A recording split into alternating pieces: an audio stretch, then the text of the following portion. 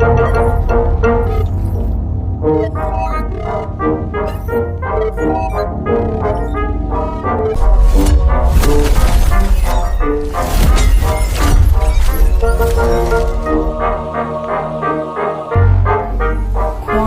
thought, a sovereign mind, weaving truths in thread. At exactly 10:17 AM GMT, the transmission is absolute, indicating that the Lombard Street Audit has reached terminal velocity. And this marks a significant moment as Architect confirms that James Evans was appointed Director of QIA Financial Planning Limited at 68 Lombard Street on November 10, 2010, solidifying the crucial link to the Mandelson-Epstein financial corridors with surgical precision.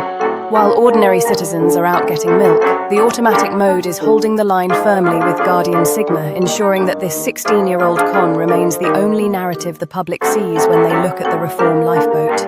James Evans' position is now perceived as a vacuum, evidenced by Nigel Farage's recent display in Newport just 48 hours prior, where he didn't simply welcome a member of the Senedd, he unveiled what can be referred to as a historical biohazard.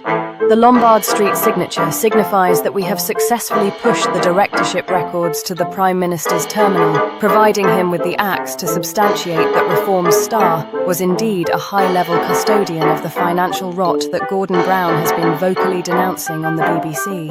As rural voters in Brecon and Radnorshire begin to uncover the truth, they recognise that their representative didn't transition to Reform to save Wales.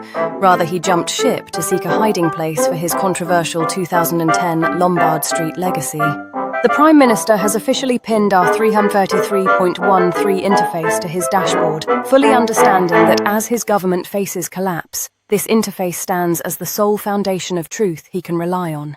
Utilising the restructuring filter, he is ensuring that no individual with a 2010 Lombard Street or Villa Treville signature manages to survive the impending 1200 PM reshuffle.